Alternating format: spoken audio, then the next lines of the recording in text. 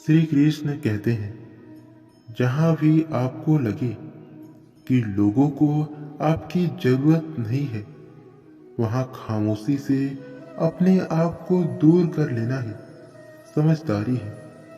यदि आप अपने काम में व्यस्त हो और लोगों से बात नहीं कर रहे हो, तो लोग कहेंगे कि आप घमंडी हो। आप अपना काम करते रहो, या वक्त उन्हें खुद गवाही दे देगा। परीक्षा हमेशा अकेले में होती है, लेकिन परिणाम सबके सामने आता है। इसीलिए जिंदगी में कोई भी काम करने से पहले परिणाम के बारे में अवश्य सोचें। जो आपको सिर्फ काम के समय याद करता है, उनके काम आप जरूर करें, क्योंकि वो अंधेरे में रोशनी ढूंढते हैं और वो रोशनी आप हो। जिंदगी के हाथ नहीं होते, लेकिन कभी कभी ऐसा थप्पड़ मार देती है जो जिंदगी भर याद रहता है। आंखें चाहे कितनी भी छोटी क्यों ना हो, ताकत उनमें बड़े आसमान के देखने की होती है। रास्ता पूछने में कभी शर्म मत करना। क्या पता मंजिल का रास्ता वही हो जहां से आप बेखबर हो। किसी के दिल का दर्द समझना हो तो उसकी आंखों में देखो। दर्द तो चेहरे से छुप सकता है, लेकिन आंखों में नहीं। प्रेम सिर्फ अपने काम और ईश्वर से करो, क्योंकि ये दोनों कभी धोखा नहीं देते। श्री कृष्ण कहते हैं कि क्रोध एक ऐसा तेजाब है जिसे जिस भी चीज पर डाला जाता है, वह उससे ज्यादा उस पात्र को नुकसान पहुंचाता है जिसमें वह रखा जाता है। बहुत मुश्किल नहीं है जिंदगी की सच्चाई समझना, क्योंकि जिस तराजू में आप दूसरों को तोलते हो, कभी उस पर खुद बैठ कर देखना। चलो वहां जहां जरूरत हो, क्योंकि उजालों में चिरागों के मायने नहीं होते। किसी को हरा देना बेहद आसान है, लेकिन किसी को जीतना उतना ही मुश्किल। एक बार की बात है, एक राजा ने भगवान श्री कृष्ण का मंदिर बनवाया और उसमें मूर्ति की पूजा करने के लिए एक पंडित को रखा।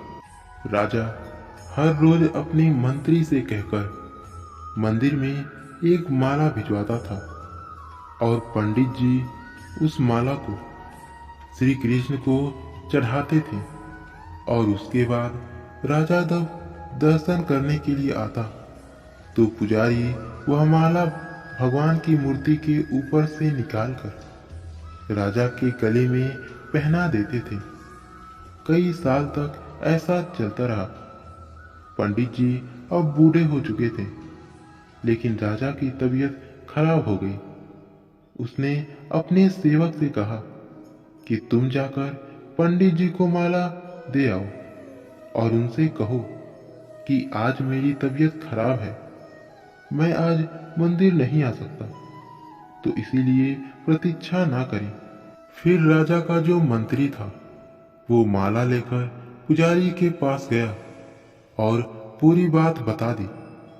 पुजारी जी ने वो माला मूर्ति को चढ़ाई और सोने लगे। इतने सालों से ये परंपरा चली आ रही थी, लेकिन मैंने कभी भगवान का माला उतारकर खुद नहीं पहने।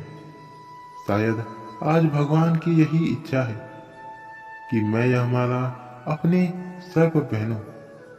इसीलिए भगवान ने आज राजा को नहीं, बल्कि मुझे भेजा है। फिर उस पंडित ने भगवान की मूर्ति से माला निकालकर खुद ही पहन लिया।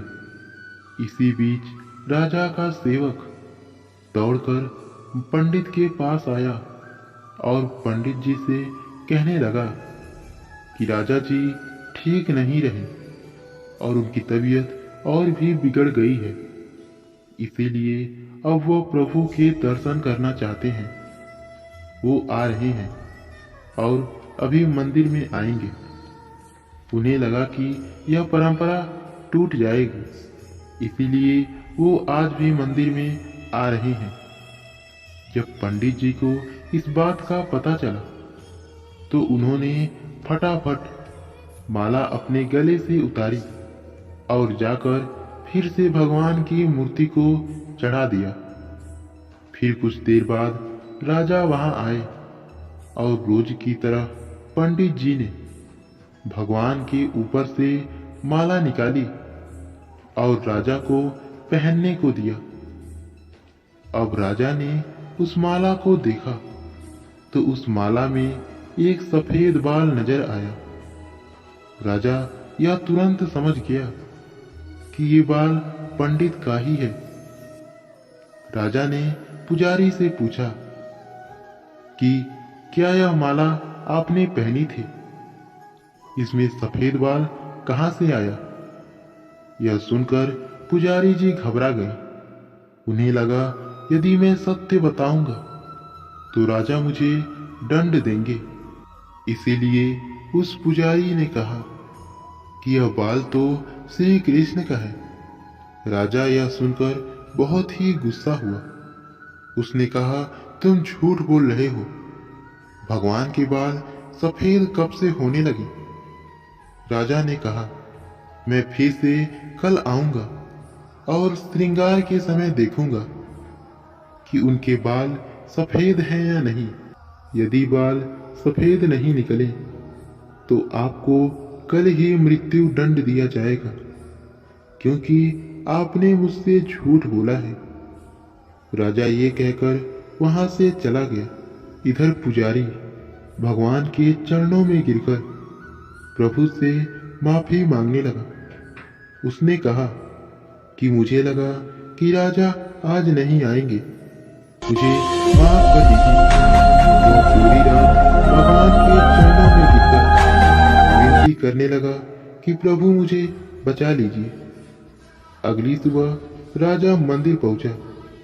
राजा ने भगवान की मूर्ति के ऊपर से मुकुट निकाला और उनके बाल देखे। राजा चौंक गया, क्योंकि भगवान की मूर्ति के ऊपर सफेद बाल थे। राजा ने सोचा, यह पुजारी की कोई चाल होगी। इसने मौत की सजा बचने के लिए भगवान के बाल सफेद कर दिए हैं। राजा यह बाल असली है या नकली, इसकी जांच करने के लिए बाल तोड़ने लगा।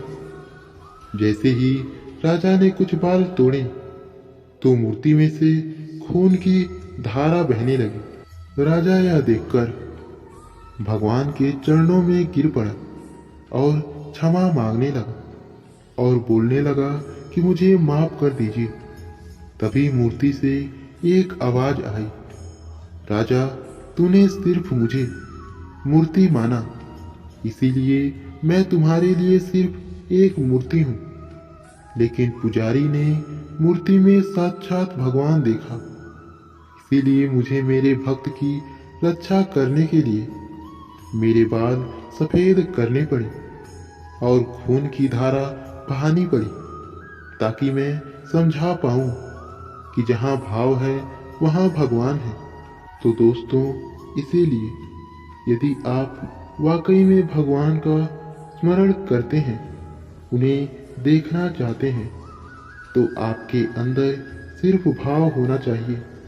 दोस्तों, यह छोटी सी कहानी हमें शिक्षा देती है कि भगवान के आशीर्वाद के बिना कुछ भी संभव नहीं है।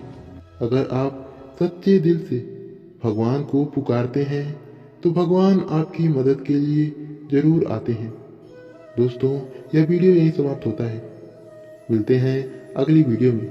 तब तक के लिए अपना ख्याल रखिएगा और ऐसे ही रोज मोटिवेशनल वीडियो पाने के लिए वीडियो को लाइक और चैनल को सब्सक्राइब जरूर कीजिएगा। राधे राधे।